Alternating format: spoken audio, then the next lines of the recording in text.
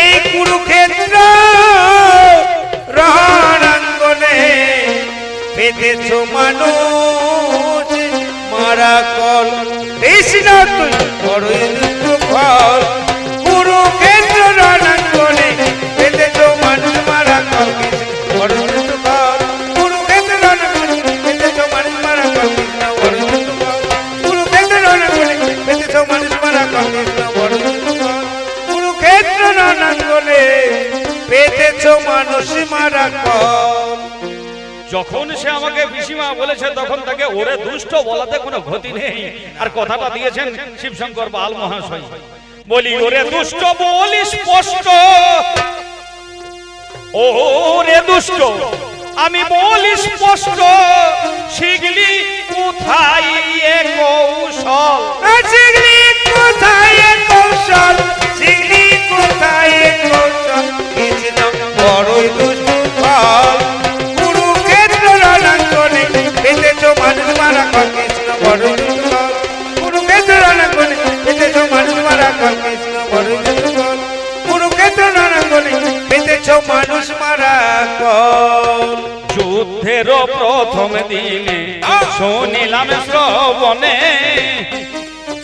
আমি যুদ্ধের প্রথম দিনে শুনিলাম শ্রবণে, বর্বরিককে বধ করিল এই না কৃষ্ণ ধনে। এই না কৃষ্ণ ধনে। ভীমের যে জনের নাতি হলো কামকণ্টকার ছেলে। হাইরে কামকণ্টকার ছেলে। 9 বছরের বালকে কেন কৃষ্ণ বধিলে? কৃষ্ণ বধিলে। তাহার সিন্দুর বানের চিহ্ন দেখো, সিন্দুর বানের চিহ্ন থাকে তোমার ওই চরণ তলে। তোমার চরণ তলে, তোমার চরণ কৃষ্ণ বড় দুষ্ট ফল। ওই কুরুক্ষেত্র রণাঙ্গনে বেঁধেছ মানুষ মারা কল। কৃষ্ণ বড় দুষ্ট ফল। কুরুক্ষেত্র রণাঙ্গনে বেঁধেছ মানুষ মারা কল। শোনো শোনো কৃষ্ণধন, আমি করি নিবেদন, যুদ্ধের প্রথম দিনের কথা তুমি করো না স্মরণ। যে জনে ভীমের নাতি বিভিন্ন শাস্ত্র বিভিন্ন কথা বললেও কামে কণ্টকার ছেলে, যে জনে বর্বরিক চলে এলো, ওই ছেলেটা এসে জিজ্ঞাসা করছে ওগো শ্যামল দুর্বাদল, এই জায়গায় কি কর্ম হবে শনিবারে যাই? কৃষ্ণ বলে ধর্মযুদ্ধ হবে। ছেলে মুচকি হেসে কয় আমার গুরু বিজয় সিদ্ধ সেন, তার কাছে দিয়েছি গো কথা, যে পক্ষ দুর্বল হবে আমি থাকিব যে তথা। তাহলে 7 অগ্রহিণী সৈন্য পাণ্ডবের পক্ষ হয়, অবশ্যই দাঁড়াইব, মিথ্যা কথা নয়। কিন্তু এক নিমেষে কৌরবে পক্ষ আমি সংহার করিব, তাহলে কৌরবে পক্ষ দুর্বল হবে, তুমি ভেবে নাও মাধব। সঙ্গে সঙ্গে কৌরবে পক্ষে আমি যদি যাই, নিমেষে পাণ্ডবে পক্ষ ধ্বংস হবে, মিথ্যা কথা নয়। তাহলে আমার এই অবস্থা যেন বীর শূন্য এই বসুন্ধরা করা হবে। বিচার করে বলো তুমি ওগো মাধবে। সঙ্গে সঙ্গে মাধবে আমারে বলিবারে চাই, তুমি তো অতি বীর বালক, আমি বুঝিবারে চাই। তবে কেমন কৌশলে অবলম্বন করে তুমি বীর শূন্য করিবে, একবারে কৌশলে খানা দেখাও আমায়, দেখাও একটু ভেবে। এবার বর্বরিক বালক আমার কি কর্ম করিল? বাবা জয় গুরু গোবিন্দ বলে ধনুকে বান জুড়ে দিল। নিমেষের মধ্যে সিঁদুর চিহ্ন প্রত্যেকের কপালে লেগে যায়, সবার কপালে, যার যেখানে মৃত্যু হবে সে জায়গায় সিঁদুর চিহ্ন। কৃষ্ণ তখন মুচকি হেসে বলিছে দধাই আমার কোন জায়গায়, আমি তো 18 অগ্রহিণীর মধ্যে একজন, কোন জায়গায় সিঁদুর চিহ্ন আমায় করাবে দর্শন।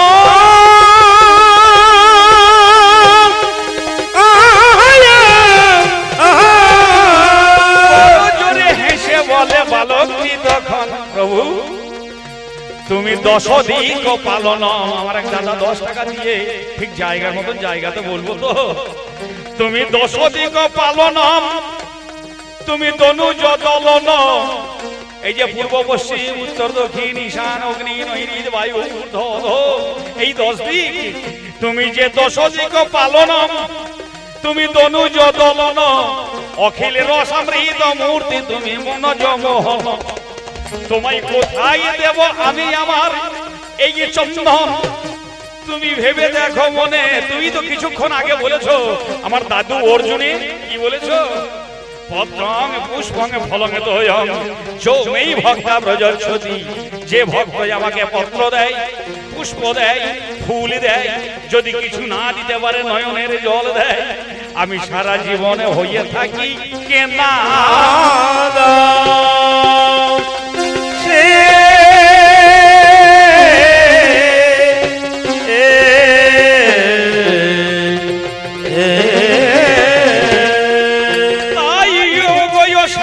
কিশোর তুমি মনে মনে করো বিবেচনা, যদিও এটা মাধুর্য দেশ নয়, এটা ঐশ্বর্যের কুরুক্ষেত্র হলো।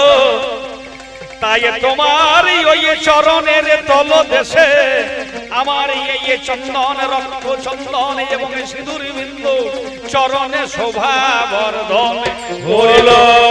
শাস্ত্র যাহা বলছে যেমনই দক্ষিণ পদখানা করে উত্তোলন। ওই দক্ষিণ পদখানা করে উত্তোলন। দক্ষিণ মানে ডান। ছেলে দেখছে আহা ধন্য হলো মানব জনম। ধন্য হলো মানব জনম। আমি কি করেছি, আমি কি করেছি? গোবিন্দের চরণের তলদেশে ডান চরণে 11টা চিহ্ন আছে। আমি সিঁদুর দিয়ে মুছে দিয়েছি, সিঁদুর দিয়ে মুছে দিয়েছি, সিঁদুর দিয়ে ঢেকে দিয়েছি, সিঁদুর দিয়ে ঢেকে দিয়েছি। আমি বড় অপরাধ করেছি, সিঁদুর দিয়ে ঢেকে দিয়েছি, বড় অপরাধ করেছি। মাননীয় ভক্তমণ্ডলী আর কৃষ্ণ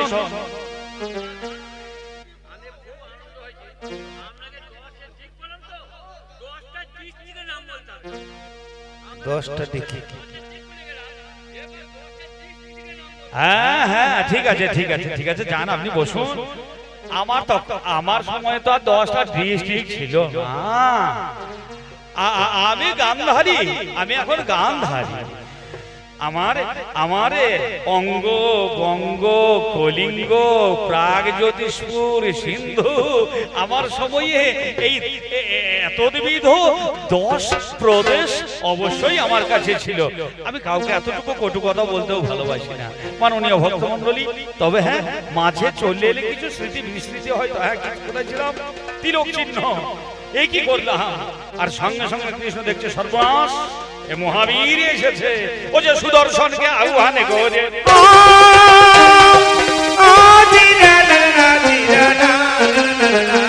বাবা কেমন কর্ম করে, সঙ্গে সঙ্গে বর বরিকে খণ্ডিত করে, সঙ্গে সঙ্গে নয়ন জলে ভাসিয়া তখন ওই ছেলেটা বলেছিল শ্রী মধুসূদন, কাটা মুন্ড কথা বলে বিচার করা যায়, ধর্মযুদ্ধ হবে প্রভু আমি দেখতে যাই। আমায় যখন এই দেহ খানা করিলে গর্ধন, উত্তম দেহের মাঝে উত্তম বস্তু মস্তক যে এখন, এই মস্তক তোমার চরণে সমর্পণ করিব, মনোবাসনা মিটাইয়ে দেবে শ্যামল মাধব। ভক্তাধীন তখন জানি ভক্ত কল্পতরু হয়, ভক্ত কল্পতরু হয়ে বাসনা মিটাই। নিম্ব গাছের শাখ পরে মাথা রেখে দিল, প্রথমে 6 দিন শিশু অনিমেঘে চাইল, দ্বিতীয় 6 দিন জানি একটু মুচকি হাসে, তৃতীয় 6 দিনে নয়ন জলে যায় ভেসে। ওগো আমার কৃষ্ণ ধন এটা অন্যায় নয়, তুমি যে সমদর্শী কেমন করে সমদৃষ্টি হয়, একটু ভাবে ভাবে করো আলোচনা, এইভাবে ভাবে করে আলোচনা, আমি এতটুকু মিথ্যা বলে এইভাবে ভাবে করো আলোচনা। আমার পুত্র সুযোধন, আমার পুত্র যাকে তোমরা বলো দুর্যোধন, আমি তাকে তো আদর করে সুযোধন বলতাম। হে কেশব, একটু চিন্তা করো। তুমি বলছো আজ 100টা ছেলে মরেছে বলে আমি কাঁদতে কাঁদতে এসেছি, যেদিন তুমি মুদগরের আঘাত করেছিলে সেদিন কাঁদো নাই কেন? তুমি কি করে বুঝবে এই নারীর যন্ত্রণা, নারীর মনের বেদন? গোপাল, ওগো কৃষ্ণ, ওগো রসময়, চিন্তা করো। আমার যা কুন্তির সন্তান প্রসব হয়েছে আমার স্বামী শুনল, জন্মান্ধ স্বামী, তার মনের মাঝখানে, তার মনের মাঝে, আমার স্বামীর মনের মাঝে চরমতম হিংসা। আমার স্বামী বলছে, কি তুই এখনো সন্তান দিতে পারিস নাই? তোমার কাছে আবার জিজ্ঞাসা থাকে, প্রাকৃত জগতের মায়েদের সন্তান ধারণের সময় 10 মাস 10 দিন 10 দণ্ডকাল, কিন্তু আমার বেলায় ব্যতিক্রম কেন? 18 মাসে অতিক্রম হয়ে যাচ্ছে। আমার বেলায় ব্যতিক্রম হচ্ছে দেখে আমি ভাবলাম তাহলে কি আমার গর্ভধারণ বৃথা? আমার স্বামী আমাকে গঞ্জনা দিচ্ছে। এই বাস্তব জগতে অনেক মায়ের হয়, কোন মা যদি সন্তান সংসারে না দিতে পারেন, শাশুড়ি মা সেও গঞ্জনা দেয়। পাড়া প্রতিবেশী বলে, ওই দেখ ওটা হচ্ছে অনামুখ বাঁচা, ওর মুখ দেখে কোথাও যাস না। আচ্ছা বলুন তো, সেই মেয়েটার জীবন ধারণ করা কত কষ্ট, বিশেষ করে যে স্বামীর কাছে ভালোবাসা পাওয়ার জন্য পিতৃকুল মায়ের কোল ভুলে স্বামীর সংসারে মায়েরা আসে। সেই স্বামী যদি গঞ্জনা দেয়, তাহলে 18 মাস ধরে গর্ভ প্রতিপালন করে লাভ কি হলো? গর্ভের সন্তানকে নয়, আমি নিজেকে নিজে শেষ করার জন্য আমি গর্ভের মাঝে মুদগর মারি, গর্ভের মাঝে মুদগর মারি। তুমি বিচারে করো চক্রধারী, এই গর্ভের মাঝে। কিন্তু এই জায়গাতেও ভারী কৃষ্ণের কেমন তত্ত্বের সূক্ষ্মাতি সূক্ষ্ম, তত্ত্বের মাঝখানে একটুখানি ত্রুটি লক্ষ্য করে দেখবেন। আমি অতি সাধারণী, অতি সাধারণী, কৃষ্ণের ত্রুটি কি আমি ধরতে পারি? তথাপি কৃষ্ণ নিজেই বলছেন বিভূতি যোগে, মুনিগণের মাঝে আমি কৃষ্ণ দ্বৈপায়ন। যেমনই অলাভু প্রসব হলো, তার মানে কৃষ্ণ দ্বৈপায়ন, তিনি হচ্ছেন কৃষ্ণ বিভূতি সম্পন্ন। সেই কৃষ্ণ দ্বৈপায়ন আমার ছুটে চলে এলো। ও গো ও মা গান্ধারী, কর্ম ভালো নাহি হলো, তোমার এই ছেলেরা জগতে মহাপ্রতাপশালী হবে। তবে মাতা আমি যখন চলে এলাম, মনে নাও না ভেবে, এই ভাবিয়া কৃষ্ণ দ্বৈপায়নে কেমন গর্ব করে। মা তুমি কেমন পুত্র নেবে মাতা দেখো বিচারে করে। আমি বলেছিলাম এই ওগো বিভু কৃষ্ণ দ্বৈপায়ন, কৃষ্ণ দ্বৈপায়ন, বলেছিলাম আমার চাই সত্য সত্যে গুণান্বিত সন্তান। আমি তো গান্ধারী ছিলাম, রাজকুমারী, আমার এই রাজ অন্তঃপুরচারিণী নারী। কৃষ্ণ দ্বৈপায়ন যেমন মুনি, যেমন জ্ঞানী, যিনি 4 বেদ 14 শাস্ত্র 18 পুরাণ প্রণয়ন করেছেন, সেই কৃষ্ণ দ্বৈপায়নকে বললাম আমার সত্য সত্যে গুণান্বিত সন্তান চাই। উনি ভাবছেন শত গুণে গুণান্বিত সন্তান মানে গুণে সত্য। আমি বলেছিলাম দন্তা সয়ে বয়ে তয়ে ব ফেলা, সত্য সত্যে গুণান্বিত সন্তান। বিচার করবেন জ্ঞানীগণে। আর ভেবে নিল কৃষ্ণ দ্বৈপায়নে। সেই সময়ে কথা শুনে ছুরি কায়া নিল। বাবা গুনে গুনে তালবশ শত মানে 100 সংখ্যায় বর্তন করলো। আমি দেখলাম তাহলে পরে এটাই বোধহয় এইরকমই হবে। সত্যগুণ, সত্যগুণ কাকে বলে? রজগুণ তমগুণের ঊর্ধ্বে যে গুণ সত্যগুণ, পরহিত ব্রতে যারা নিজেকে বিলিয়ে দেয় তারাই তো সত্য গুণে গুণান্বিত এই বিশ্ব বসুধায়। ধূপ যেমন নিজে গন্ধ ছড়ায়, নিজে ফুলে ছাই হয়, অথচ চারিদিকে সৌরভে আমোদিত করে। আমি চেয়েছিলাম কৃষ্ণ দ্বৈপায়নের চরণ পরে এমন সন্তান যেন আসে আমার ঘরে, কিন্তু ভুল কৃষ্ণ দ্বৈপায়নের। আমি কোনো দোষের দোষী নয়। বাংলা রে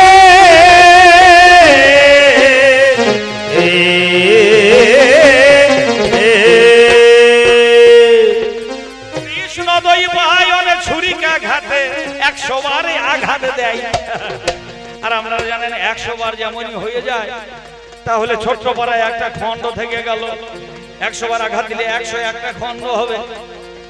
বলছে মা, এইটা থেকে তোমার 100 ছেলে হবে, কিন্তু ধুস, এমনিতে সাধারণত গ্রাম বাংলায় হয় কি, যদি কেউ কিছু একটা কাজ করতে করতে করতে কিছু একটা যদি ভুল হয়ে যায়, তাহলে কি হয় বলেন তো?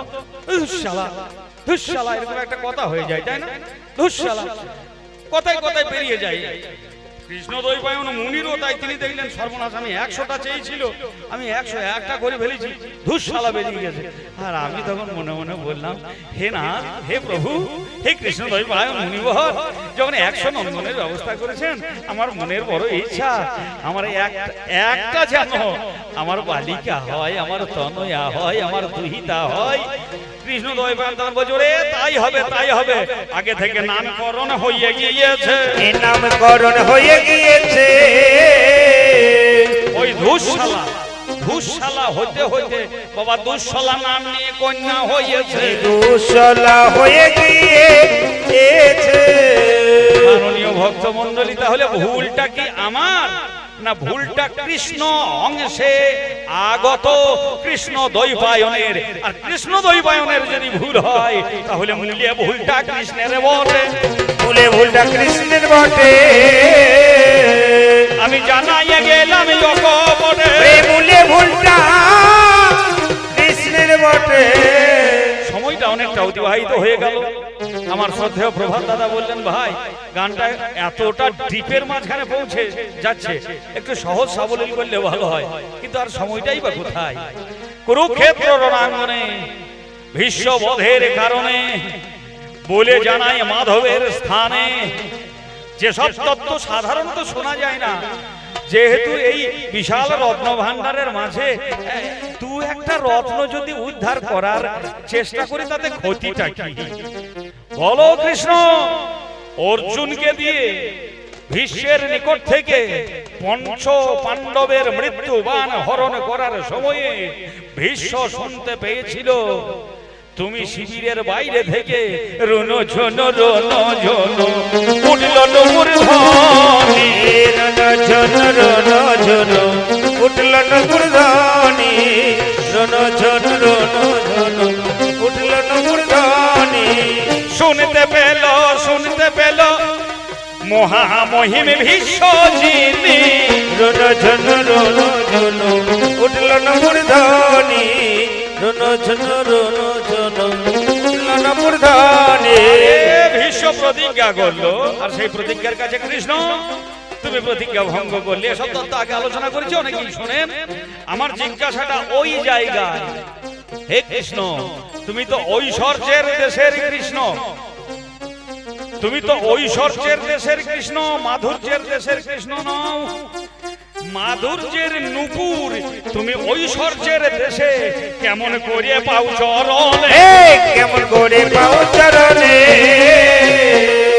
আজ মীমাংসা হবে গান্ধারীর সামনে, আরে কেমন করে পাও চরণে। খুব চিন্তা করুন।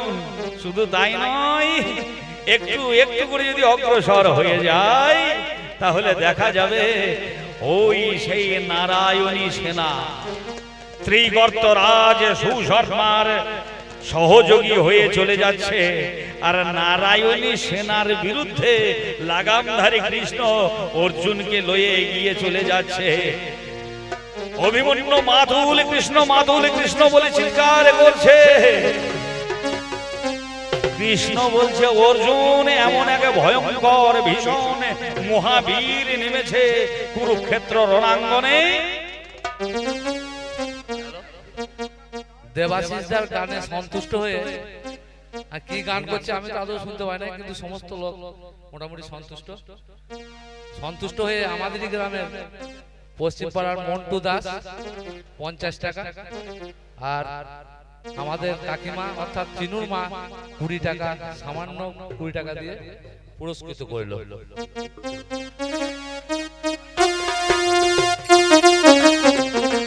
আমার শ্রদ্ধেয় যে কাকিমা তিনি আশীর্বাদ করেছেন 20 টাকা দিয়ে, আর দাদাবাবু 50 টাকা দিয়ে আশীর্বাদ করেছেন। এই আশীর্বাদ তো সামান্য তো নয়, এই যে মহান মহত্তর মহত্তম আশীর্বাদ। আজ এই কুরুক্ষেত্র রণাঙ্গনের মাঝখানে চারিদিকে হাহাকার, আর সেই হাহাকারের মাঝেও ভক্তি শূন্য নয় কারো মন। প্রত্যেকের প্রেম ভক্তিতে পরিপূর্ণ মন লয়ে কৃষ্ণ আসবে কৃষ্ণকে সেবা দেওয়ার জন্য। মা গান্ধারীকে প্রতিনিধি করে তারা যে দান করে দিচ্ছেন, এ তো ভক্তি শূন্য নয়, এ চরম চরমতম পাওয়া। সকলের যেন সেই কৃষ্ণ পদে মতি হয়। একবার কৃষ্ণানন্দে হরি হরি, কৃষ্ণানন্দে হরি হরি। একটু আলোচনা করছে মাগান হরি কৃষ্ণানন্দে বলুন হরি। কৃষ্ণধন সেদিন সেই অভিমন্যুর তুমি তো সব কিছু জানো, তা সত্ত্বেও ওই যে আগেই বলেছিলাম টোটকা, তোমাকে যে আশ্রয় করে তার পতন হয় না, অথচ তুমি অর্জুনকে বলছো যে পিরি ঘাটি বানে নিক্ষেপে করো। মহাবীর নেমেছে সংগ্রামে, অর্জুন মানলো বীর ঘাটি মান, লাগলো অভিমন্যুর বক্ষস্থানে। সপ্তরথীতে মেরেছে। আজকে মহা কুটগুলি একটু উদ্ধার হবে দাদা।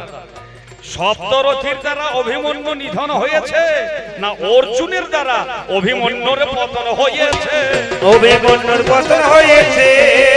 একটু শোনা যাবে কৃষ্ণের কাছে। যাই হোক, এত এত আলোচনার ক্ষেত্র মাননীয় ভক্তমন্ডলী, আজ কৃষ্ণ এসে আলোচনা করুন। মা গান্ধারী তো দোষে গুণে ভরা এক সামান্য মানবী, যাবার পথে